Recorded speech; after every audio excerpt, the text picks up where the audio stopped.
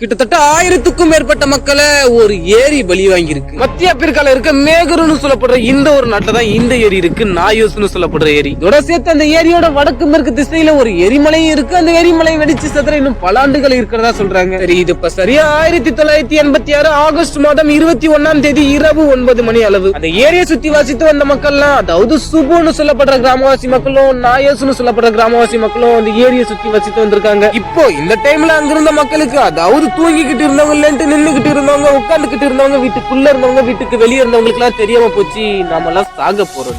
அவங்களுக்கு எல்லாம் திடீர்னு மூச்சு திணறல் ஏற்பட்டு தூங்கிக்கிட்டே சில பேர் இறந்திருக்காங்க. பல பேர் மூளைக்கு சரியான ஆக்சிஜன் இல்லாதனால மூக்கு வாய் வழியா ரத்தம் வந்து இறந்துருக்காங்க. இன்னும் சில பேர் மூளையில வெடிப்பு ஏற்பட்டு ரொம்ப ரொம்ப கொடூரமா இறந்திருக்காங்க. இந்த பாதிப்பு அந்த ஏரியை சுற்றி 25 கிலோமீட்டர் பரப்பளவு வரைக்கும் பாதிச்சு 3 மணி நேரமா நீடிச்சு கிட்டத்தட்ட 1700க்கும் மேற்பட்ட மக்கள் பரிதாபமா உயிரிழக்கிறாங்க. இதெல்லாம் ஒரே நைட்ல நடந்து முடிஞ்சிருக்கு. இதுல பாவம் அதிகமான விலங்குகள் உயிரும் பறி போயிருக்கு. இதெல்லாம் எப்படி நடந்துச்சு? என்னக்கா சில பேர் அந்த எரிமலையை குற்றம் சாட்டினாலும் தொடர்ந்து ஆய்வு செய்தப்பதான் தெரியுது இப்படின்னு. இந்த ஏரி அதிகமான கார்பன் டை ஆக்சைடை வெளியேற்றி இருக்கு. இதனாலதான் மக்களுக்கு 1% கூட ஆக்சிஜன் இல்லாததுனால உயிரிழந்திருக்காங்கன்னு. ஏரியில எப்படி கார்பன் டை ஆக்சைடு வெளியே வந்தது தெரியாது.